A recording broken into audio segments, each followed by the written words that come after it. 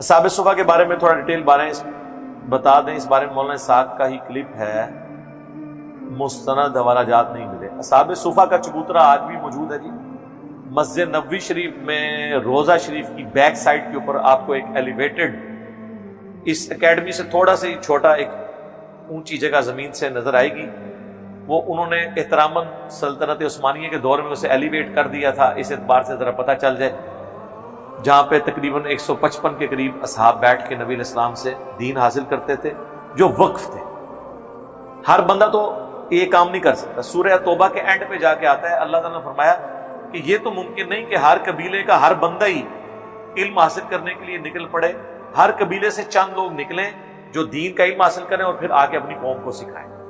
لہٰذا علماء کی اس بات سے میں ایگری کرتا ہوں کہ ہر بندے کا کام مفتی بننا نہیں ہے، لیکن جو تم نے مفتی بنائے ہوئے ہیں وہ تو قرآن و حدیث بتائیں نا، وہ تو بابوں کے دین قرآن بتائیں۔ ہمارا جھگڑا ان کے ساتھ یہ ہے، ہم کب یہ کہتے ہیں کہ ہر بندہ ہی جو ہے وہ دین لوگوں کو سکھانا شروع کر دے گا اس بڑے لیول پہ؟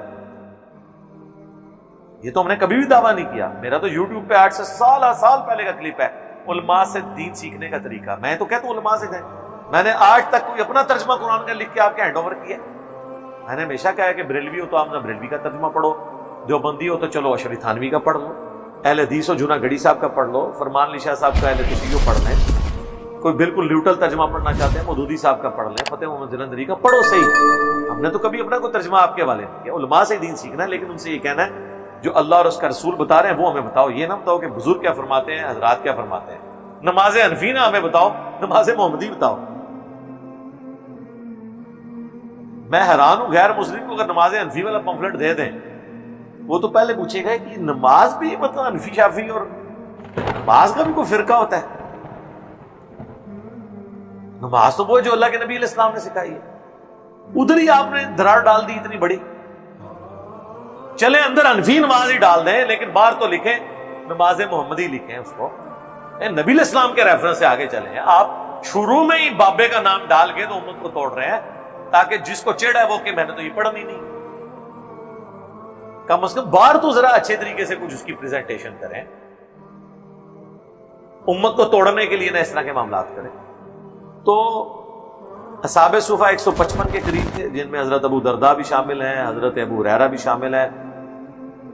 یہ لوگ دین کے لیے وقف ہوئے تھے، جو دین سیکھتے تھے پھر جا کے باقی لوگوں کو سکھاتے تھے۔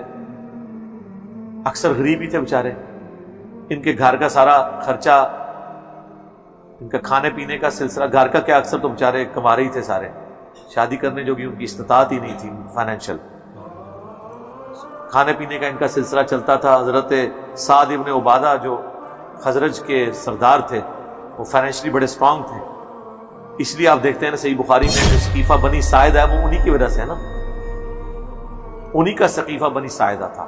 حضرت سعد ابن، دو تھے نا، سعد ابن معاذ اور سعد ابن عبادہ۔ سعد ابن معاذ اوس کے سردار، مدینے کا بڑا قبیلہ، اور خزرج کے سردار سعد ابن عبادہ۔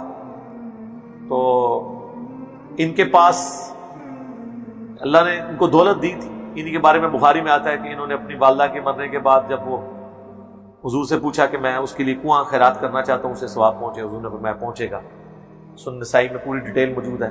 تو یہ صحابہ صفا کو کھانا دیتے تھے، اس وجہ سے اہل مدینہ، چونکہ یہ فائنینسر تھے، اہل مدینہ ان سے بڑی محبت کرتے تھے، ان کو خلیفہ بھی چننا چاہتے تھے حضور کے بعد۔ تو جب حضرت ابو بکر، ابو عبیدہ اور حضرت عمر وہاں پہنچے اور وہ پورا ایک معاملہ ہوا کہ قریش میں خلیفہ رہے گا، کیونکہ قریش میں اللہ نے رسول اللہ کو مبعوث کیا ہے، تم ہمارے وزیر ہوگے انصار، لیکن مہاجرین میں سے کوئی خلیفہ چنا جائے گا۔ تو وہاں پہ لوگ حضرت سعد ابن عبادہ کے لیے بیعت کے لیے جمع ہوئے تھے۔ ظاہر ہے ان کی غیر معمولی کنٹریبیوشن تھی دین کے لیے، چھوٹے بندے تو نہیں تھے، اور ہر مشکل وقت میں نبی الاسلام کے ساتھ کھڑے تھے۔ تو اصحاب صفا کی باقی تفصیلات آپ کو مل جائیں گی سیرت کی کتابوں کے اندر، اس میں سے اینڈ پہ نکالنا یہ ہے کہ میرے بھائی آپ قناعت کی زندگی گزاریں، دین پہ عمل کریں، یہ نکالنا ہے۔ باقی آپ کسی کی پوری زندگی بھی پڑھ لینا، جب تک آپ اس پہ عمل نہیں کرتے نکلنا اس میں سے کچھ بھی نہیں۔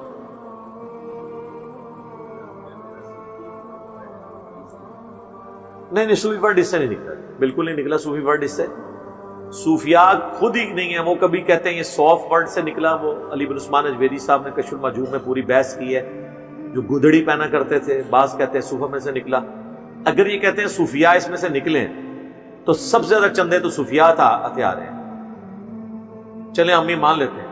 اصحاب صفا تو بےچارے غریب صحابہ تھے جو مسجد میں سوتے تھے، زمین پہ سوتے تھے، چٹائیوں پہ۔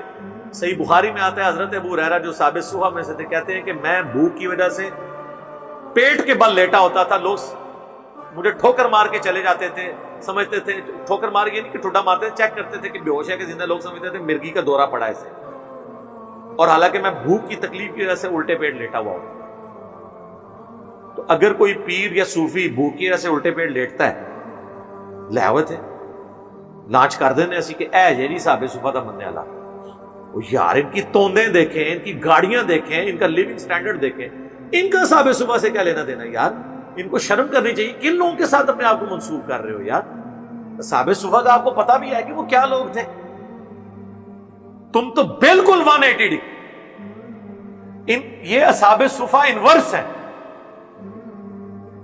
معکوس، وہ اردو میں معکوس کہتے ہیں نا، انگلش میں، یعنی اگر میں کہوں 2 کا انورس کیا ہے تو 1/2 ہے، یہ بالکل الٹ نے ہوتے، انہوں نے صحابہ صفا نال کے لینا دینا ہے۔ وہی بات میں کہتا ہوں، نام تو مکے مدینے کا لیتے ہیں، سواریاں بٹھاتے ہیں اور جا کے اجمیر شریف، بغداد شریف، فلانا شریف، ادھر جا کے اتار دیتے ہیں، نام مکے مدینے کا لینے دینا، ان کا کیا لینا دینا جی؟ کوئی، ہم نے تو سمپل کرائٹیریا ہے کہ صحابہ صفا میں سے کس نے اپنے نام کا کلمہ پڑھوایا؟ جب اصحاب صفا کسی کو مسلمان کرتے تھے تو کیا کہتے تھے؟ پڑھو لا الہ الا اللہ، ابو درداء رسول اللہ۔ تو پھر چشتی رسول اللہ کہاں سے آ گیا؟ اشری تھانوی رسول اللہ کہاں سے آ گیا؟ ان کا ان کے ساتھ کیا لینا دینا ہے میرے بھائی؟ یہ تو پرتعیش قسم کی زندگی گزارے۔